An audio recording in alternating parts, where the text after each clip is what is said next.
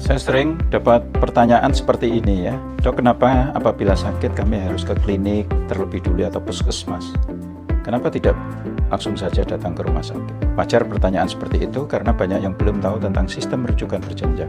Tetapi justru yang mau kami ceritakan adalah dari sudut pandang kami sebagai dokter yang melayani di rumah sakit rujukan. Bayangkan saja rumah sakit rujukan itu seperti kursi prioritas yang ada di kereta. Banyak orang yang masuk kereta dan semua mau duduk, ingin duduk. Akhirnya kursi prioritas yang harusnya terisi untuk orang-orang tua, ibu hamil, anak kecil, dan orang berkebutuhan khusus tersebut malah digunakan oleh anak-anak muda yang sehat dan mampu berdiri. Akhirnya orang-orang yang mendapatkan prioritas tadi tidak kebagian kursi dan mereka justru berdiri. Sama halnya rumah sakit.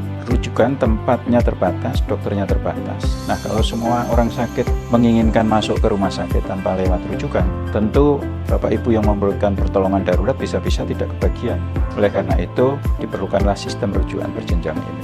Jadi, langkah pertama yang bijak adalah apabila Bapak Ibu ada keluhan, datang ke vaskes pertama seperti klinik atau puskesmas. Disinilah para dokter keluarga siap menangani Bapak Ibu sekalian. Ada 144 jenis penyakit yang bisa ditangani di dokter keluarga di vaskes pertama tanpa harus dirujuk ke rumah sakit rujukan.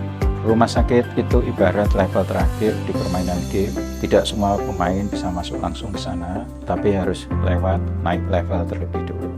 Jika penyakitnya memang butuh penanganan lanjutan, tentu para dokter keluarga akan segera merujuk ke rumah sakit rujukan. Dokter keluarga di klinik atau puskesmas bukan sekedar tempat transit untuk memberikan surat rujukan saja, tetapi mereka juga akan melakukan pemeriksaan dan pemulihan sakit Bapak Ibu sekalian.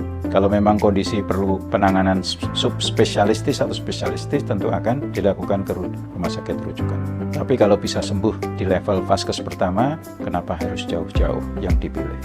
Terus kenapa penting seperti ini, informasi ini supaya tidak menimbulkan penumpukan pasien di suatu rumah sakit. Karena pasien-pasien yang betul-betul darurat bisa ditangani cepat dan tepat, sehingga efek penularan yang tidak perlu karena berjubelnya orang saling menulari bisa dicegah.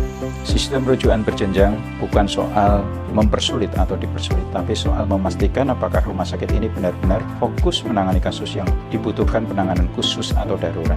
Dan satu hal lagi, rumah sakit itu jumlahnya memang terbatas, tidak semua daerah memiliki, tapi sebaliknya vaskes pertama, puskesmas atau klinik jumlahnya relatif banyak dan lokasinya relatif dekat dengan pemukiman warga, sehingga Bapak Ibu bisa ditangani lebih cepat dan tepat.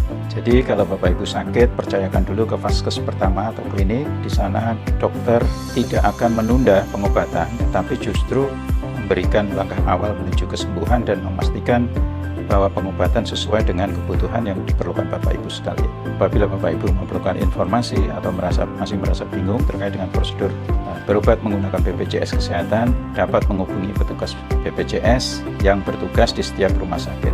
Tentu di sana akan ada identitas, foto, nama, dan nomor handphone, dan mudah terlihat di suatu rumah sakit. Dan juga bisa menghubungi di BPJS Care Center yang tersedia selama 24 jam.